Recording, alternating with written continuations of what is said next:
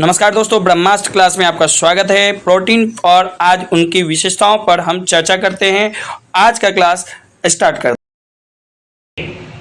आज के क्लास में हम बताए थे कि प्रोटीन के बारे में चर्चा करेंगे। आप प्रोटीन सबसे पहले जानना है कि मतलब गैसों से मिलकर बना है। तो कार्बन, हाइड्रोजन, ऑक्सीजन और इसके अतिरिक्त नाइट्रोजन के संयोग से मिलकर क्या बना? प्रोटीन बना। किन किन से बना है? Carbon, hydrogen, oxygen, nitrogen. पिछले क्लास में कार्बोहाइड्रेट में हमने बताया था, कार्बोहाइड्रेट में कि कार्बन, हाइड्रोजन और ऑक्सीजन के संयोग से कार्बोहाइड्रेट का निर्माण हो रहा था। और उसी कार्बोहाइड्रेट में जब हम नाइट्रोजन जोड़ते हैं तो हमारा क्या बन जाएगा? प्रोटीन बन जाएगा। फिर बच्चों आप देखिए प्रोटीन की काम क्या है, ये हमारे शरीर में किस प्रकार से काम करता है। यह जंतुओं और पौधे में अधिक मात्रा में पाया जाता है। किन में अधिक मात्रा में पाया जाता है? जंतुओं और पौधों में। अब जानिए किन किन पदार्थों में प्रोटीन पाया जाता है। अब देखिए मटर, मूंगफली, सेम, दालें, चना, मूंग, राजमा, सोयाबीन, अंकुरित अनाज प्रोटीन के पादप स्रोत है। ये सब पौधे से प्राप्त हुए प्रोटीन के स्रोत है। कौन कौन?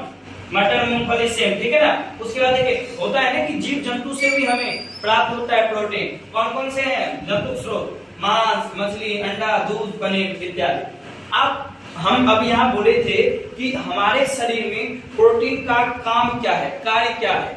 देखिए प्रोटीन का कार्य है यह ऊतकों का निर्माण एवं मरम्मत करता है। ऊतक क्या होता है? कोशिका के समूह को ऊतक कहते हैं। हमारे शरीर की सबसे छोटी संरचनात्मक तथा एकात्मक इकाई को कोशिका कहते हैं। और जब उसी के समूह हो, कोशिकाओं के समूह को क्या कहते हैं? ऊतक कहते हैं। तो यह ऊतकों का निर्माण एवं मरम्मत करता है, अर्थात शरीर में टूटे फूटे हड्डियों की मरम्मत, शरीर में वृद्धि की और नई कोशिका को जनरेट करता है।